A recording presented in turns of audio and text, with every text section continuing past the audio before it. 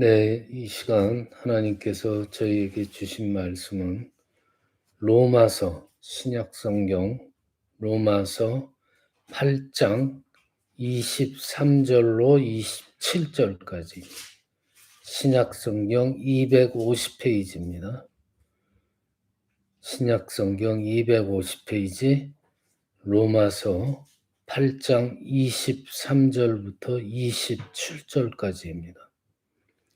뜻을 잘 생각하시면서 한 목소리로 함께 봉독하십니다. 시작.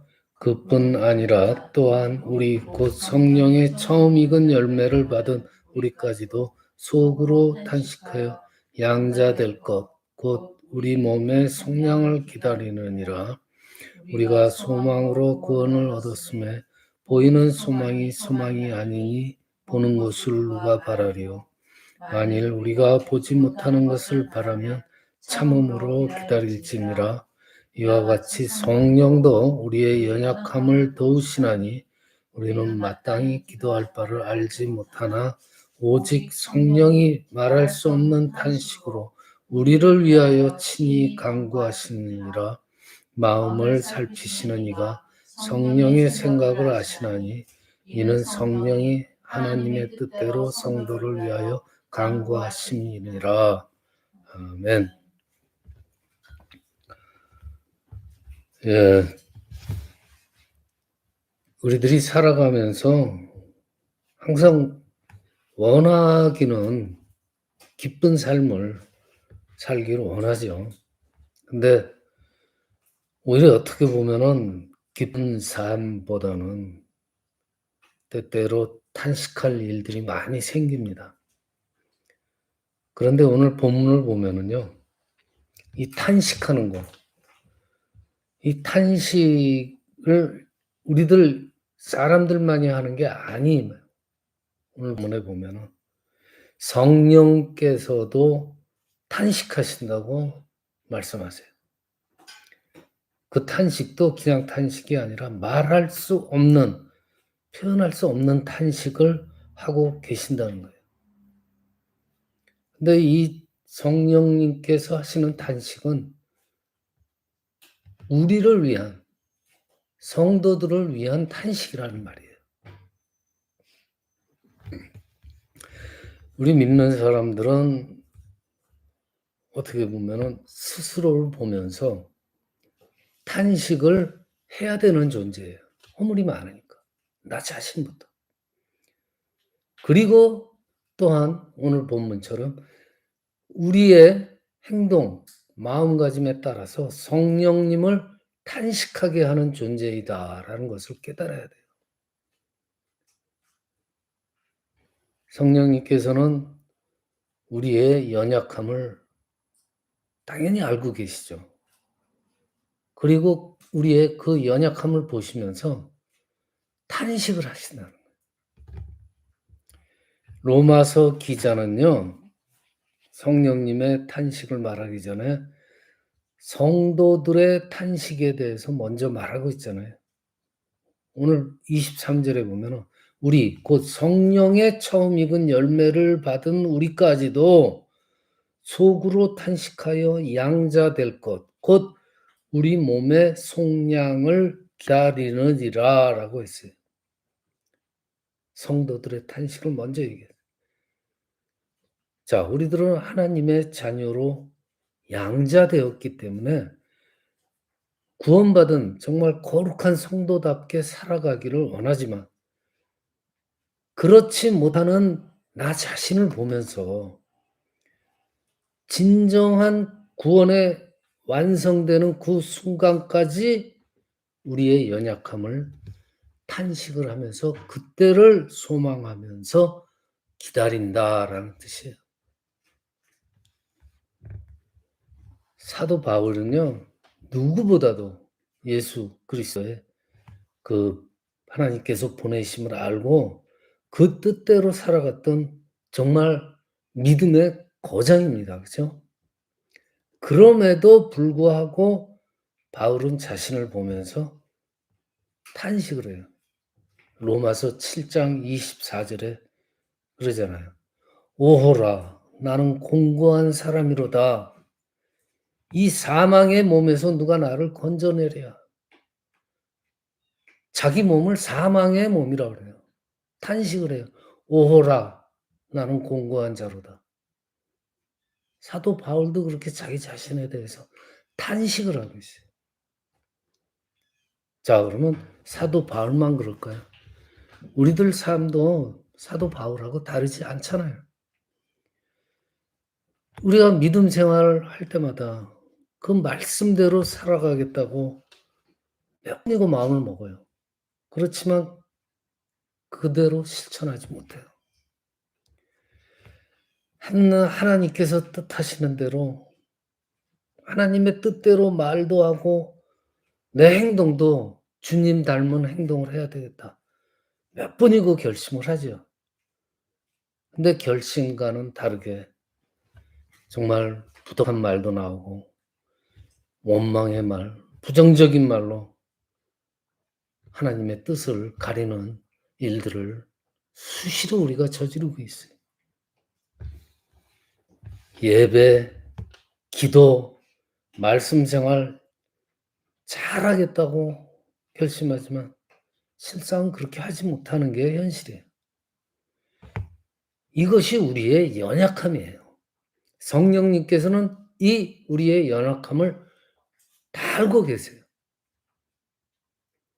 그래서 정말 감사한 것이 있는데 성령님께서 우리의 연약함을 아시고 그 연약함을 극복할 수 있도록 도와주신다는 거예요. 얼마나 감사해요.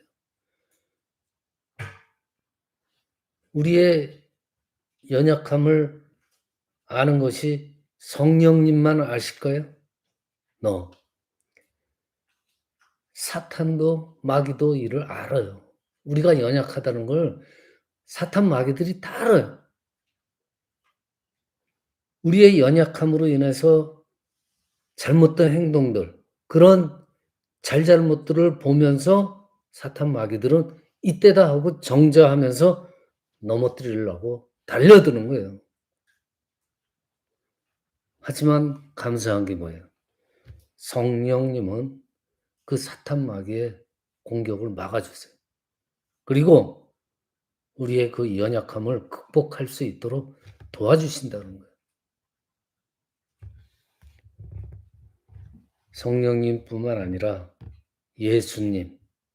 예수님께서는 이미 사람들의 연약함을 다 경험하면서 알고 계세요.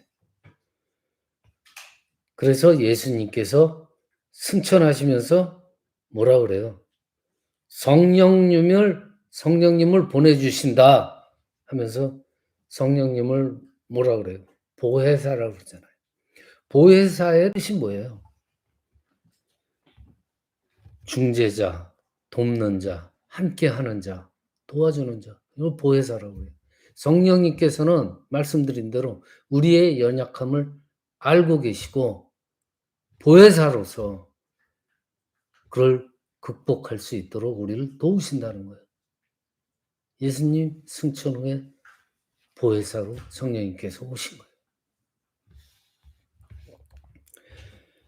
그래서 늘 우리 곁에서 보혜사로 계시면서 우리의 연약함을 돌봐 주신다. 그러기 때문에 우리가 정말 연약한 가운데 있음에도 불구하고 정말 세상의 모든 악한 세력들의 공격으로부터 우리가 이만큼이라도 살아갈 수 있다는 거예요. 그래서 항상 우리는 자만하지 말고 성령님의 도우심을 구하는 그러한 삶을 살아야 돼요. 그런데 때로 우리들은 성령님께 무엇을 도와주기를 구해야 할지 모르는 또 무지한 존재예요. 오늘 26절에 보면은요. 우리는 마땅히 기도할 바를 알지 못한다 그래요. 뭘 구해야 될지를 모른다는 거예요. 우리가 하나님의 뜻대로 살아갈 때 연약한 부분이 무엇인지를 알고 그것을 위해서 기도해야 되는데 우리 자신은 마땅히 기도할 바를 모르는 연약한 존재라는 말이에요. 그래서 또 한 가지 감사한 거는 성령님이 우리를 도와주시는 방법 중에 하나가 바로 하나님께 우리를 위하여서 성령님께서 간구하신다는 거예요, 하나님께. 나를 위해서 내가 뭘 구해야 될지 뜻할 바를 모르니까 성령님께서 우리의 그걸 연약함을 아시고 우리를 위해서 하나님께 대신 간구해 주십니다.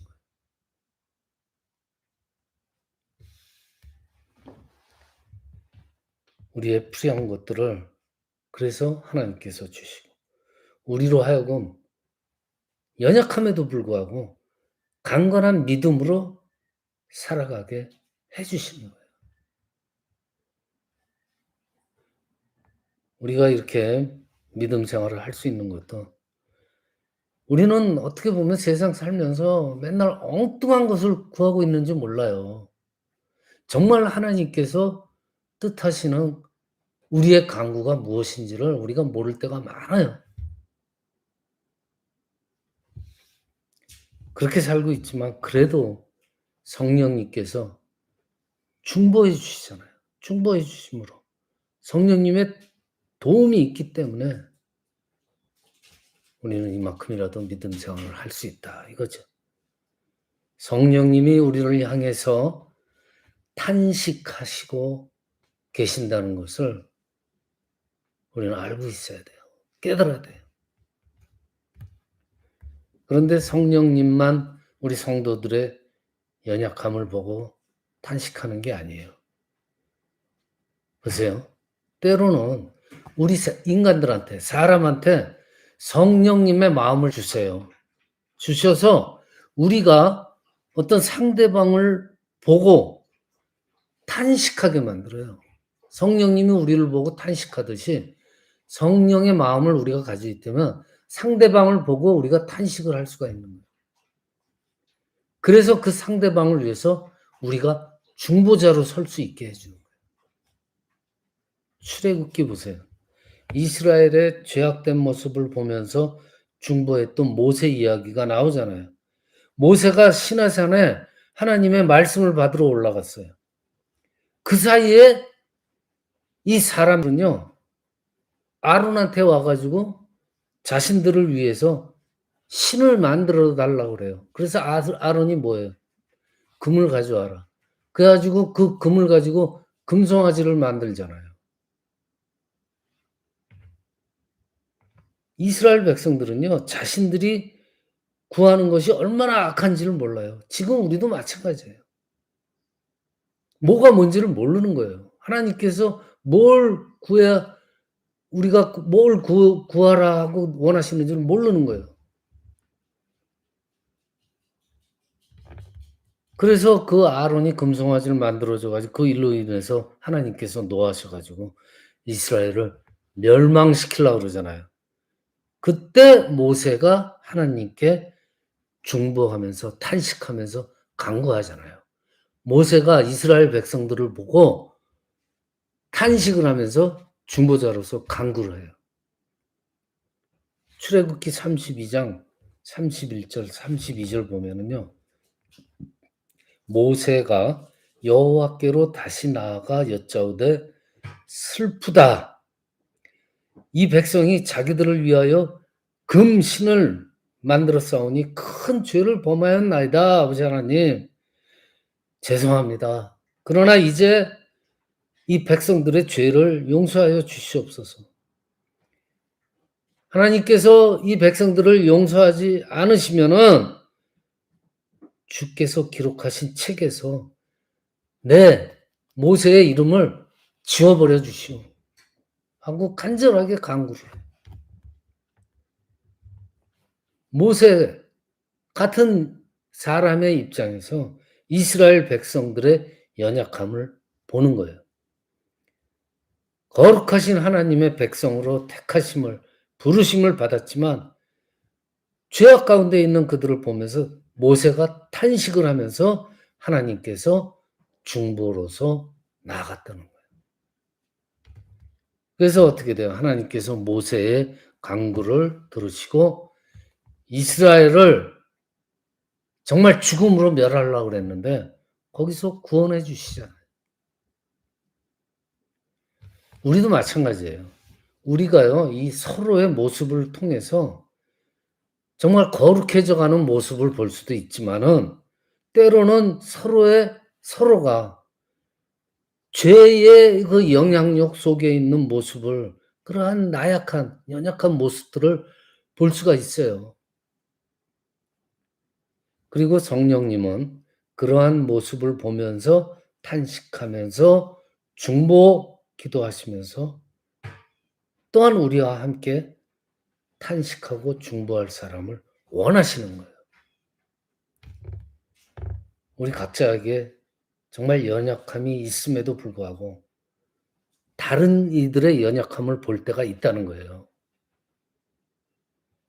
하나님의 말씀대로 살아가지 못하거나 정말 상대방이 나를 힘들고 고통스럽게 만드는 그 저들의 연약함을 우리가 볼 때도 있다는 거예요. 흔히들 그러죠. 목사라고 하는 사람들이 왜 저래? 아니, 교회 다니는 사람이 왜 저래? 상대방의 연약함을 볼 때 질책하고 정죄하기 쉬워요. 그런데 그때에 나 자신을 봐야 돼요. 내 모습을 보시면서 성령님께서 나를 본다는 거예요. 성령님께서 나를 보면서 역시 탄식하고 나를 위해서 중보하시는 그 성령님을 항상 기억을 해야 돼요. 상대방의 남의 연약함이 보일 때 성령님도 나를 보고 탄식하고 계신다는 걸 깨달아야 돼요.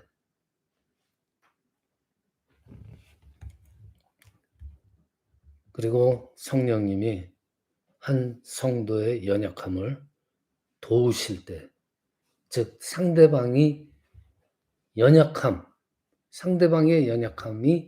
우리가 볼 때, 그때 성령님께서는 나를 도와주셔서 내가 사용되어서 상대방을 위하여 중보할 수 있다는 거죠. 예수 그리스도를 믿는 성도님들은요, 주님을 인해서 구원을 받았어요.